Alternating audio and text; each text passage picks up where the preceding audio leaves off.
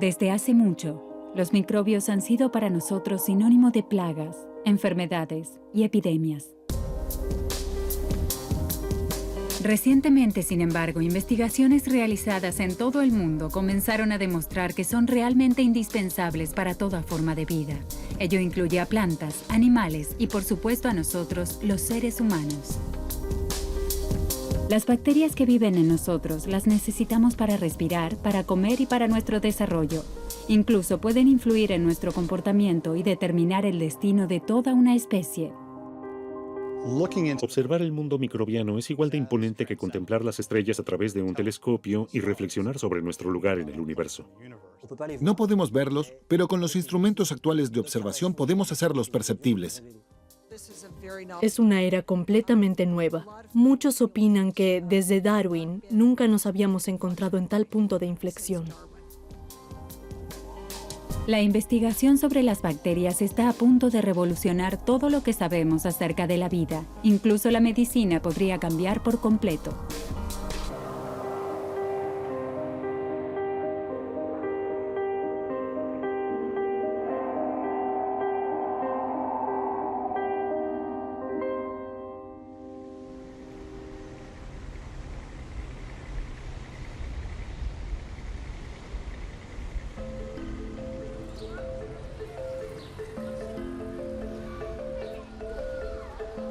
No las vemos, y sin embargo existen millones y millones. Su presencia está oculta a nuestra vista y sin embargo están allí. Nos bañamos literalmente en un océano de bacterias. Están en el agua, en las hojas de los árboles, en el aire que respiramos. Llegan hasta los rincones más remotos de nuestro planeta. En el zoológico de Ámsterdam se les ha dedicado un espacio que se llama Micropia y se les da la oportunidad de volverse visibles. Las bacterias se originaron hace 3,5 mil millones de años. Son la primera forma de vida en la Tierra y la más primitiva. Una sola célula sin núcleo, solo con unas pocas hebras de ADN a su alrededor. Las bacterias no pueden verse a simple vista y pueden tomar cualquier forma, redonda, con forma de varilla o fibrosa. Desde su origen se han multiplicado miles de veces y han ocupado la superficie de toda la Tierra. Ni siquiera nuestros artículos de uso más cotidianos se salvan. Las bacterias se encuentran absolutamente en todas partes. Forman su propio mundo, cuya fascinante riqueza recién comenzamos a considerar en la actualidad. Nuestro objetivo ha sido siempre que después de conocer Micropia se vean las cosas de una forma totalmente diferente. Somos una parte de la naturaleza y no seres aislados, sino que estamos llenos de otros organismos que nos permiten hacer lo que hacemos. Ese es el comienzo de una nueva forma de pensar, una nueva era, y creo que es comparable al momento en que Steve Jobs salió con la primera computadora de su garaje. En el futuro veremos desarrollos explosivos en todos los campos de la investigación.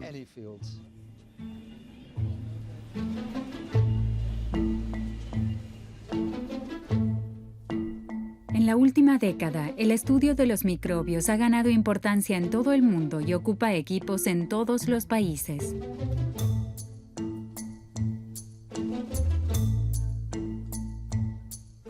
Abarca todo campo de las ciencias de vida. La biología, la genética, la medicina, la investigación del comportamiento, incluso la investigación evolutiva.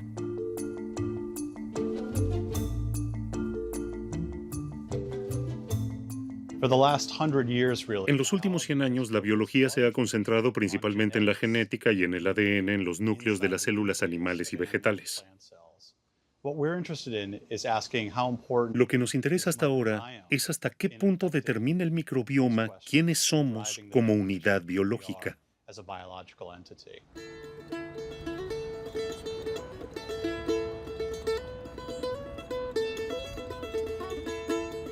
Seth Bordenstein trabaja en la Universidad de Vanderbilt en Nashville. Tal vez su trabajo sobre los mecanismos de la evolución revolucione nuestro concepto del hombre. El objetivo de nuestra investigación es entender lo que somos como especie. ¿Qué significa ser un Homo sapiens? ¿Y quiénes somos como comunidad animal microbios? Porque no vivimos solos. Vivimos junto a billones de otras células microbianas y miles de otras especies. Como muchos de sus colegas, Seth Bordenstein también trabaja en modelos de insectos. Para él, su investigación tiene como resultado redefinir radicalmente el concepto de los seres vivos. Lo que muchos no sabían es que no hay individuos biológicos y que los animales y las plantas se componen de un conjunto de individuos. Se le puede llamar ecosistema o comunidad biológica. Ecosistema, relaciones entre las especies, población. La investigación microbiana pone en tela de juicio nuestro concepto tradicional de animales y plantas, porque toda forma de vida vive con bacterias e incluso solo gracias a las bacterias. Pero ¿cómo funciona esta singular coexistencia?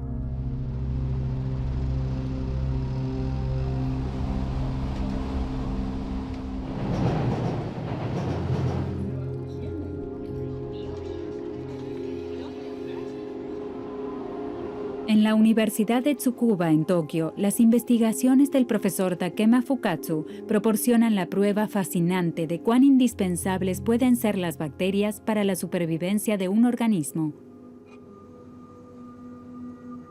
Es una intervención microscópica minuciosa. Un pulgón es diseccionado para quitarle su sistema digestivo.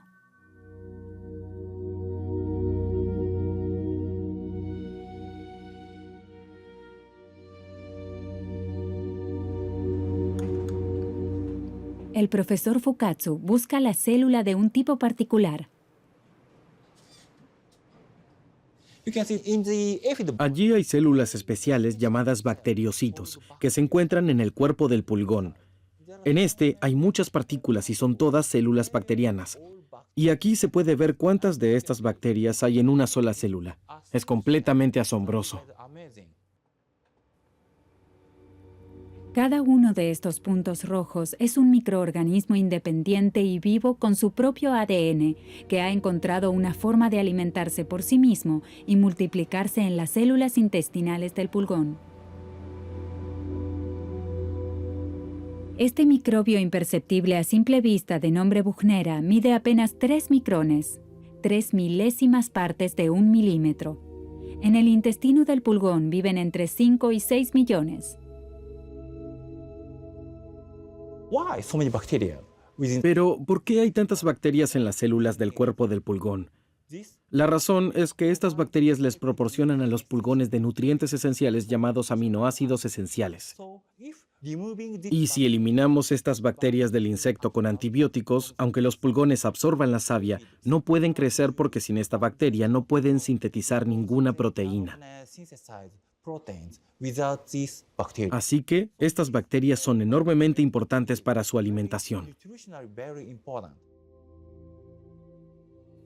Sin las bacterias, los áfidos no podrían digerir la savia. Sin ellas, no podrían crecer y desarrollarse. La convivencia con los microbios es vital para ellos.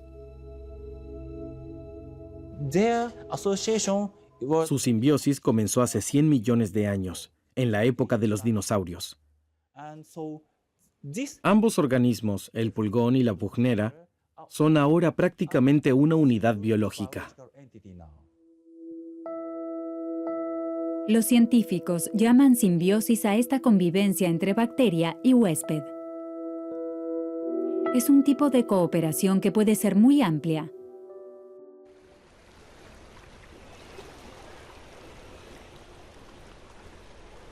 En la costa de la isla de Elba, un pequeño gusano marino y sus bacterias han asombrado a los investigadores.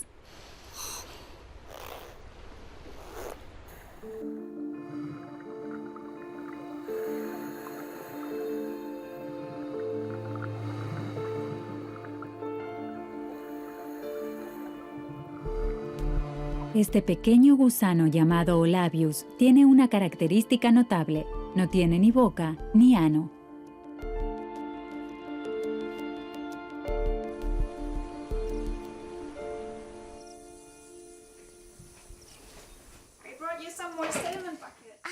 Perfect.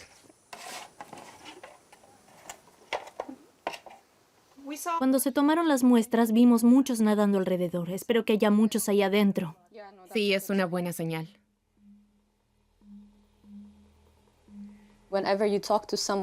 Siempre que cuento que trabajo con gusanos que no tienen ni boca, ni intestino, ni riñones, entonces todos me responden lo mismo.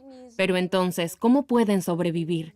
Es impresionante que la naturaleza haya procurado que en el transcurso de la evolución se hayan vuelto tan eficientes que puedan existir sin estos órganos.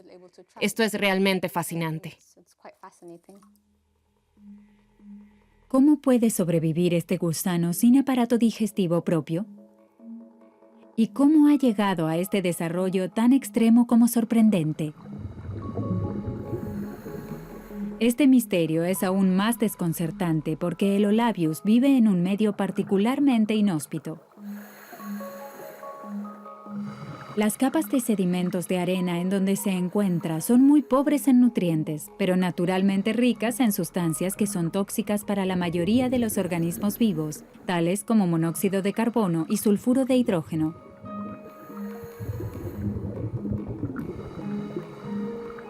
El misterio del Olabius podría resolverse con ayuda de las imágenes del microscopio electrónico. Cada una de estas pequeñas estructuras en la superficie de su piel es una bacteria que convierte las sustancias tóxicas del monóxido de carbono y del sulfuro de hidrógeno en alimento para el gusano. Es un proceso similar a la fotosíntesis, que se corresponde a cómo las plantas producen su alimento. Para ello, utilizan el dióxido de carbono, el agua y la energía de la luz. Y de manera similar, las bacterias convierten el carbono inorgánico en carbono orgánico, que los gusanos pueden utilizar como energía para crecer y desarrollar tejido. De esta manera se alimentan.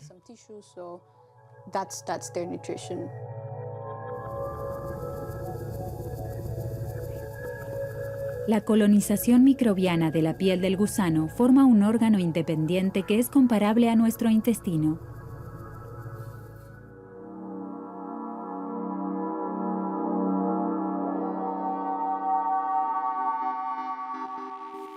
Ni siquiera el hombre en sí mismo no puede considerarse una unidad independiente.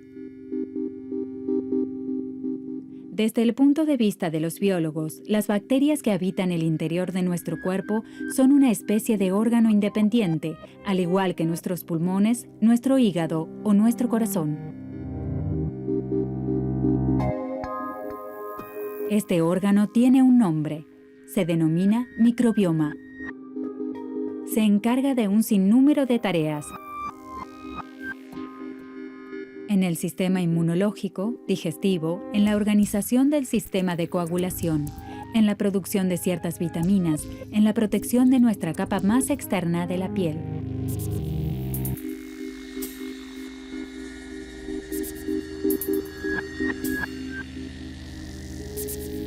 En un ser humano adulto, su peso total es de aproximadamente 2 kilogramos.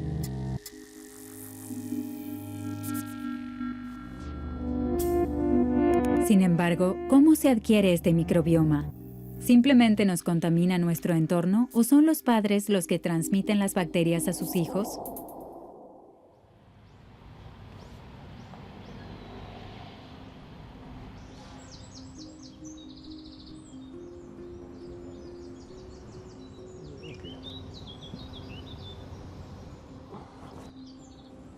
El sorprendente comportamiento de un pulgón, que es investigado por Takema Fukatsu, proporciona los primeros indicios.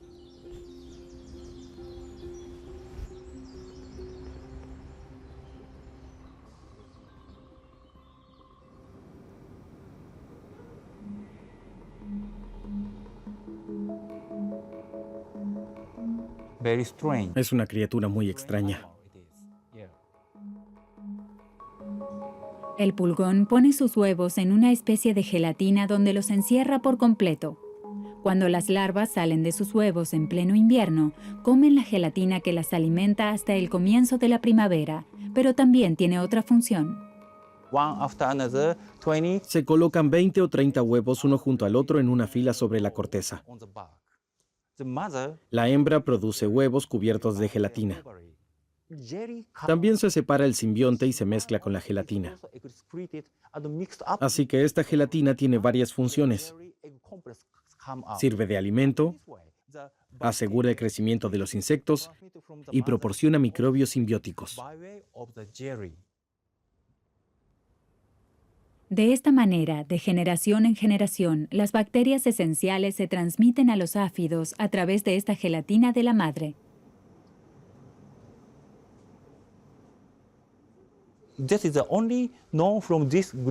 Este método solo se conoce en este grupo de insectos. Pero más allá de esto, todos los animales dependen de las bacterias. Y sí, en los seres humanos también es así. La madre le transmite los microbios al bebé.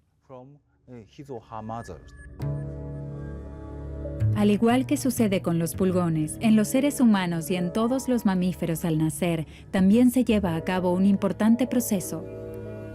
Porque precisamente en ese momento el recién nacido adquiere y desarrolla su microbioma.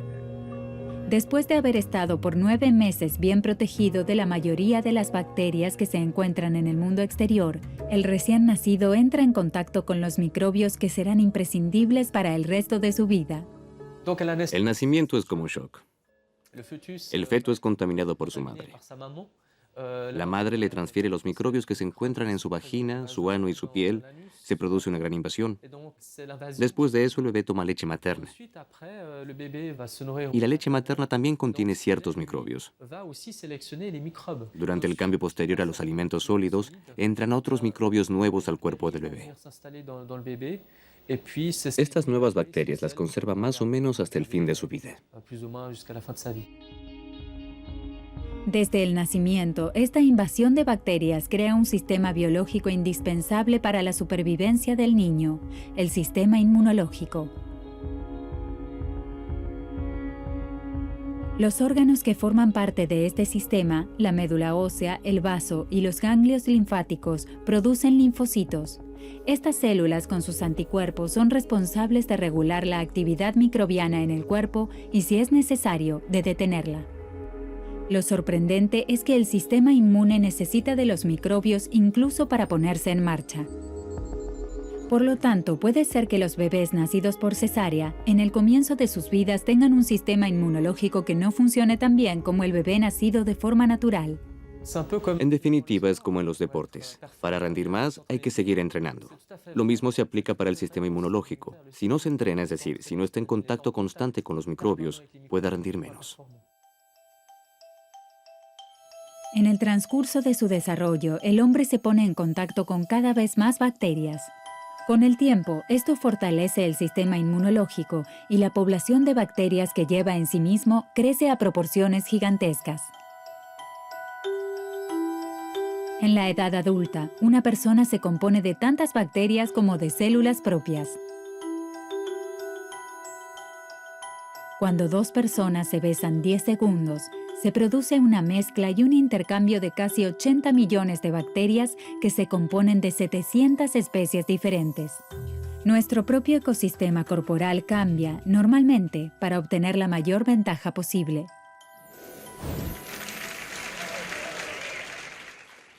Existen muchas bacterias útiles. Entre ellas se encuentran algunas que hacen mal y algunas que hacen bien, y algunas que hacen ambas cosas. Pero de la mayoría no sabemos absolutamente nada. Por más de un siglo, los microbios se consideraban agentes patógenos contra los que tuvimos que luchar con antibióticos y antisépticos. En la actualidad, este concepto de la práctica médica se cuestiona ampliamente. Hoy en día una infección bacteriana se trata con antibióticos. Pero el antibiótico no está dirigido solo contra una bacteria muy específica. Destruye los agentes patógenos, pero también a muchas otras bacterias. Por eso, muchos médicos no aconsejan el uso sistemático de antibióticos. La proporción de bacterias dañinas para nuestro organismo se estima en menos del 1%. En comparación con los miles de gérmenes útiles, solo unas decenas son potencialmente peligrosas. Se debe considerar a los microbios de manera neutral, sencillamente como microbios. A veces son malos, a veces son buenos. Y eso depende de numerosas variables. Esto incluye la cuestión de los genes de los microbios. ¿Qué tipo de genes tiene el ser humano? ¿Cuál es el impacto ambiental? Realmente se necesitan estas tres variables para poder evaluar si el microbio es bueno o malo.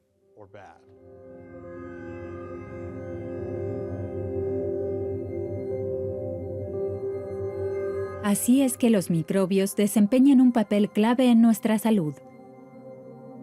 Solo en nuestros intestinos se han descubierto 19.000 tareas que llevan a cabo más de 160 tipos diferentes de bacterias. En el lenguaje común lo llamamos flora intestinal. Este microbioma intestinal es una de las áreas de investigación más importantes de la medicina moderna.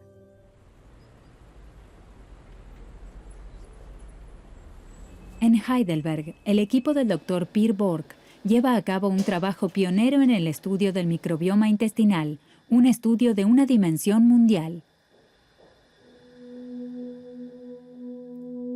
No se trata de otra cosa que de recoger muestras de heces humanas de todo el mundo para investigar su composición microbiana.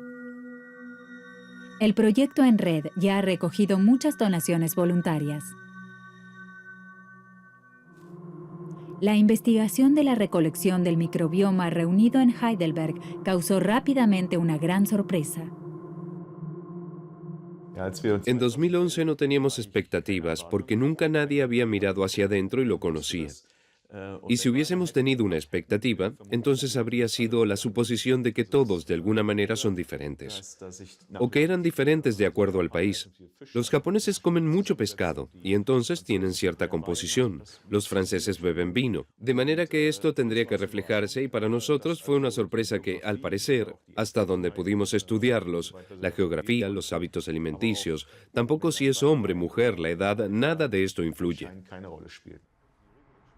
Al comparar las muestras de diferentes continentes, los investigadores descubrieron sorprendidos que el microbioma intestinal se puede dividir en tres categorías principales que se llaman enterotipos.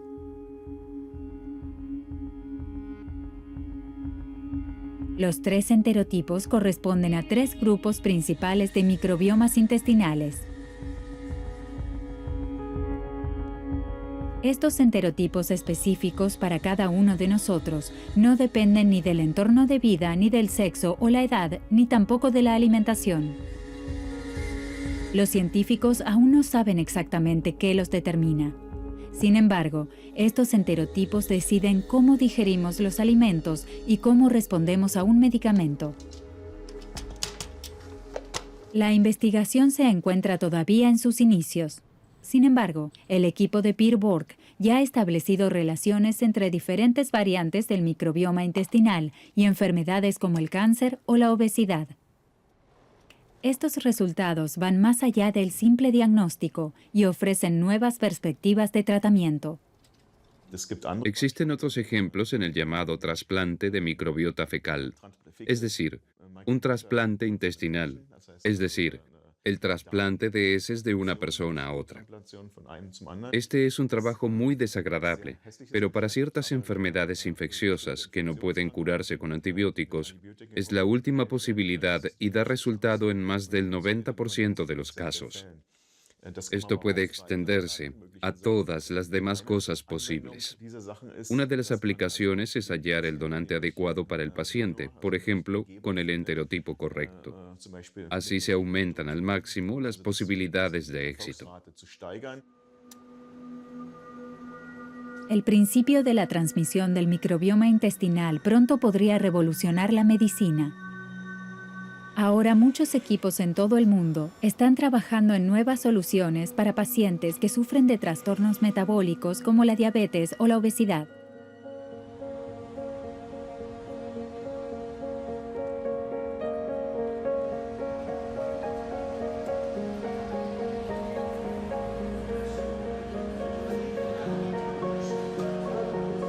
En París, en el departamento de la experta en nutrición Karine Clement, que dirige 14 equipos de investigación en el marco del programa europeo Metacardis, pudieron llevarse a cabo investigaciones revolucionarias sobre el microbioma intestinal de pacientes con diabetes u obesidad. Los modelos en los animales dieron el primer cambio radical en este ámbito. Se había transferido la flora intestinal sin microbios de animales obesos en animales no obesos. En el transcurso de 14 días desarrollaron obesidad.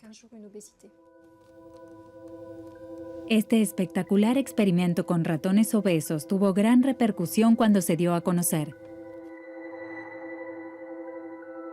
Los ratones que recibieron la flora intestinal de ratones obesos, en 14 días casi duplicaron su tamaño. Pero curiosamente, este fenómeno fue de corta duración. Algún tiempo después del experimento, el metabolismo original de los ratones fue restaurado, a pesar de que habían obtenido exactamente la misma comida. Nadie entiende lo que sucedió. Pero lo cierto es que en el desarrollo de la obesidad está implicado un mal funcionamiento del microbioma. En los seres humanos, la tarea ahora es conocer más de cerca los cambios en la flora intestinal y descubrir cuál es el papel que desempeña en el desarrollo de la obesidad. Ahora hemos podido demostrar en el contexto de nuestras observaciones que las personas obesas presentan una menor diversidad de la flora intestinal. La población generalmente no disminuye, sino que algunas bacterias se pierden mientras que otras aumentan en número. Esto es lo que estamos intentando comprender mejor, especialmente cómo repercute este cambio en el desarrollo de la obesidad, o sea, en las numerosas complicaciones de la obesidad.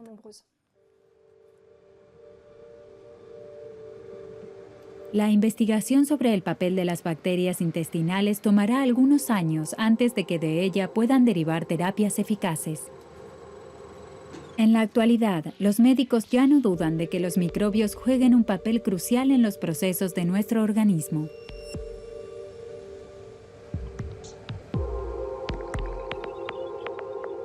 Las bacterias nos pertenecen. Son una parte de nosotros y contribuyen en todos los ámbitos de nuestra existencia física.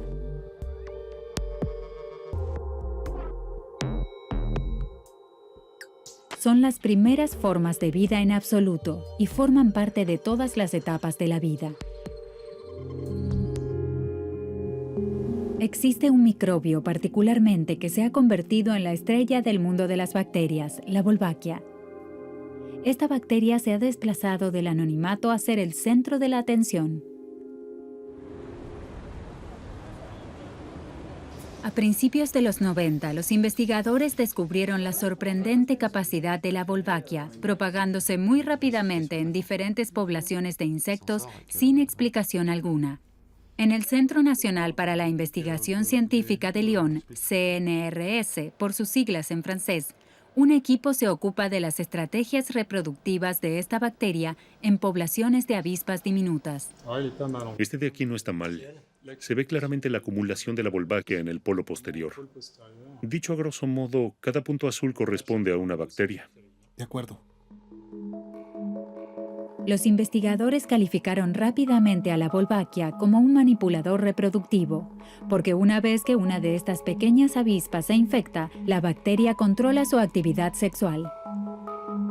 La Wolbachia presenta dos características particulares.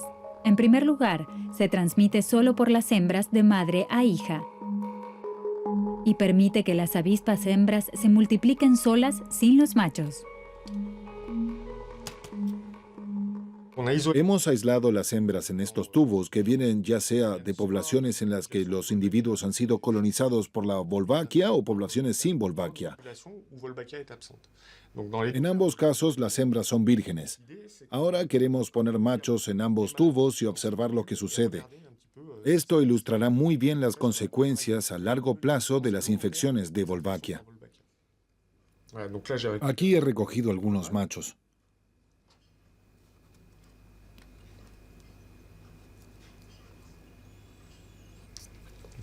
Así que ahora esperamos y observamos lo que sucede. Aquí vemos, por ejemplo, un macho que se ha subido a una hembra. Aquí se inicia el apareamiento. Este dura solo de 10 a 20 segundos en estas avispas, así que es muy rápido. En cuanto colocamos a los machos con las hembras vírgenes que no están colonizadas por la Wolbachia, el apareamiento entre estos machos y hembras se produce con bastante rapidez. Ahora veamos lo que sucede cuando colocamos el mismo tipo de machos con hembras que están infectadas con la Wolbachia desde hace algunas generaciones. El principio sigue siendo el mismo, solo que esta vez podríamos observar el tubo continuamente y no pasaría absolutamente nada. Aquí se puede ver a los machos dando vueltas con toda tranquilidad. Estas hembras no están en condiciones de provocar el ritual de apareamiento con los machos. Las hembras infectadas han perdido su capacidad de enviar señales de apareamiento a los machos. Las pequeñas avispas con la Wolbachia ya no los necesitan para la reproducción. Aún no se sabe mucho sobre los procesos biológicos de la relación simbiótica entre la Wolbachia y los insectos o lo que mueve a la bacteria a colonizar poblaciones enteras. No obstante, se cree que infecta al 60% de todos los crustáceos, arañas e insectos.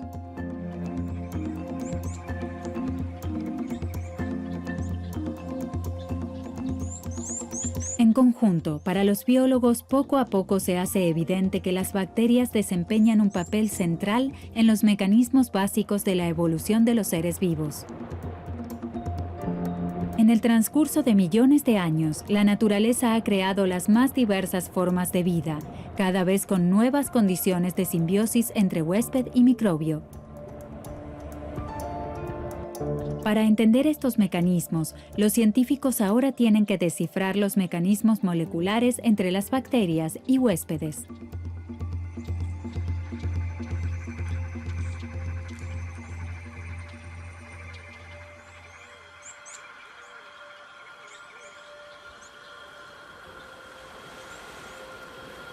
En la isla Coconut, una de las islas del archipiélago de Hawái, un sorprendente descubrimiento permite entender uno de los principios básicos.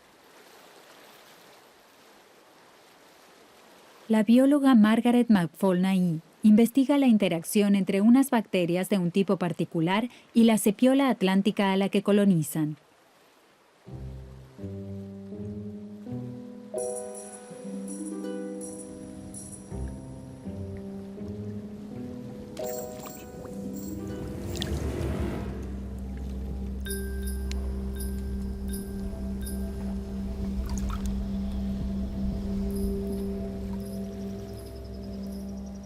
This is my bobtail squid.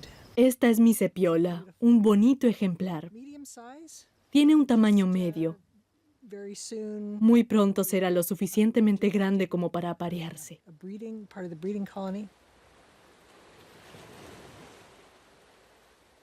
Las bacterias que colonizan a la sepiola tienen una propiedad poco común. Son bioluminiscentes. Estas bacterias producen luz y esta luz se emite por el vientre del animal. Imita la luz de la luna y la de las estrellas. Por ello, esta no proyecta ninguna sombra y se camufla de los enemigos.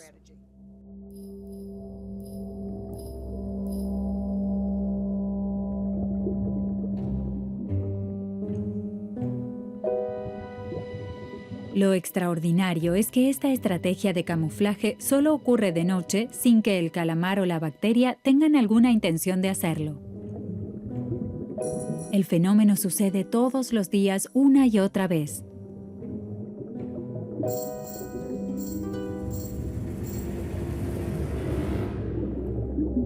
El equipo de Margaret McFall-Nahee finalmente descubrió que este mecanismo solo se activa si el número de bacterias supera cierto umbral. ¿Cómo es posible algo así? Lo que no entendíamos era por qué debía haber una cantidad tan grande de bacterias. Pero descubrimos que esto tiene que ver con una molécula señalizadora que se produce en cada célula bacteriana. Y si la bacteria no recibe ninguna señal de las otras células existentes en el entorno, que también son bioluminiscentes, entonces no produce ninguna luz. La molécula señalizadora es producida por las células bacterianas en el cuerpo del calamar de forma permanente.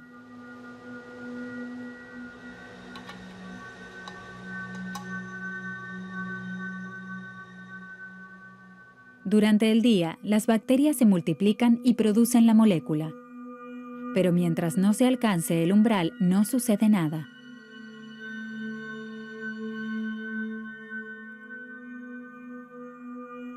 Recién cuando la concentración es suficiente en los órganos del calamar, después de muchos ciclos reproductivos, se inicia la bioluminiscencia mediante la bacteria.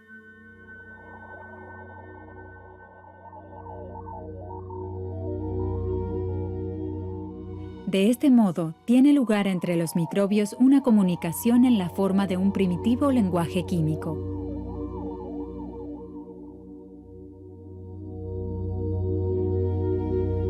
El ADN de las bacterias envía mensajes a las células del organismo que a su vez se comunican con los microbios.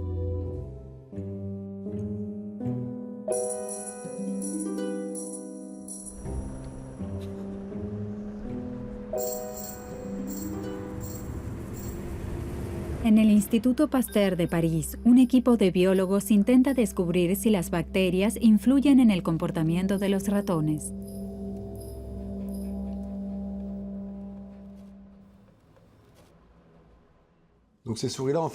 Estos ratones se criaron en condiciones estériles. Desde su nacimiento por cesárea hasta este momento se mantuvieron en unidades de aislamiento donde no existe ningún tipo de bacterias. Así es que desde su nacimiento viven sin microbioma. Para este experimento, el equipo del Instituto Pasteur ha preparado otro grupo de ratones que nacieron y crecieron en condiciones normales, es decir, en contacto con microbios. Los científicos comparan ambos grupos. En esta prueba el propósito es determinar el umbral de miedo de los ratones. Por eso, ponemos al ratón en el centro de esta cruz que consta de 2 barras sin paredes laterales, es decir, no hay nada alrededor, y 2 barras con paredes. El ratón está en conflicto porque es curioso por naturaleza y prefiere las barras sin paredes, pero eso también le da miedo. Por eso se siente más seguro en las barras cerradas con paredes. El resultado es sorprendente. Los dos grupos de ratones reaccionan de forma muy diferente al experimento. Hemos comprobado que los ratones estériles tienen menos miedo que los ratones normales. Todavía no sabemos exactamente cómo, pero las bacterias en el intestino influyen en el comportamiento y el umbral de miedo de los ratones. Los ratones sin bacterias que tienen menos miedo corren mayores riesgos. Por el contrario, los ratones normales son más bien conscientes del peligro. Pero, ¿qué sucede en el cuerpo de los ratones? ¿Qué procesos biológicos, moleculares y celulares permiten entablar un diálogo entre las bacterias y el cerebro? Una de nuestras vías es el sistema nervioso entérico. Sabemos que algunos nervios pasan desde nuestro cerebro hasta el intestino. Por lo tanto, es posible que ciertos mensajes y señales se propaguen a través de nuestros nervios y transporten la información del intestino al cerebro. Otras hipótesis se basan en ciertas moléculas. Es muy posible que bacterias intestinales liberen moléculas o partes inamovibles de sí mismas que entran en el torrente sanguíneo y finalmente llegan al cerebro a través de la sangre.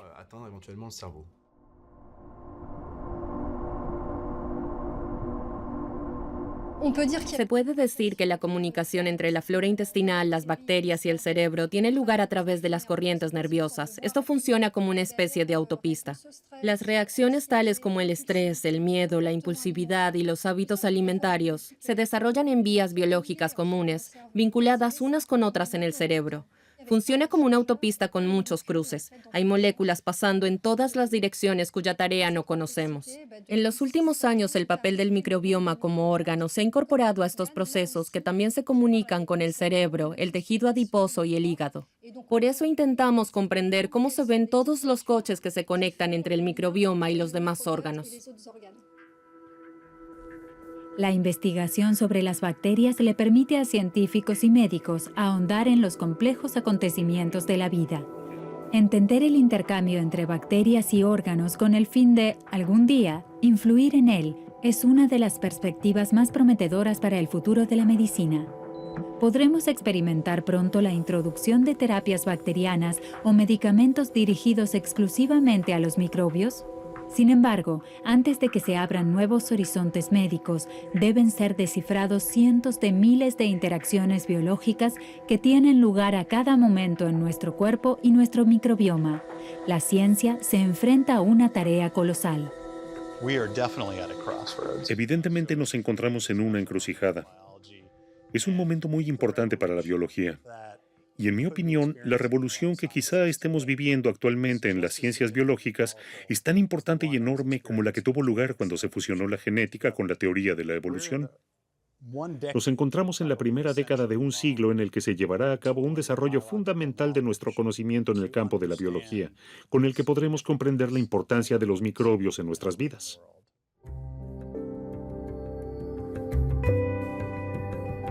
La investigación sobre los microbios acaba de comenzar. Este nuevo mundo se compone de 1.000 millones de organismos microscópicos que todavía tienen que descubrirse y que pueblan nuestro mundo sin que seamos conscientes de ello.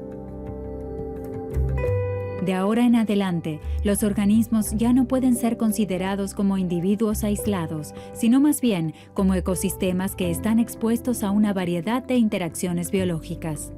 Después de haber luchado contra ellas durante décadas, ¿podrían las bacterias tal vez revolucionar las opciones de tratamiento de algunas enfermedades? Ellas ya han cambiado radicalmente nuestro concepto de nosotros mismos. Tradicionalmente contemplamos todo como un individuo. El hombre, el perro, el tulipán. No somos seres aislados, formamos parte de comunidades complejas. Entonces surge la pregunta, ¿quién está conduciendo el autobús? ¿Quién decide aquí? La pregunta es quiénes son yo o quién soy nosotros. En realidad, creo que nadie conduce el autobús. Todos lo conducimos al mismo tiempo.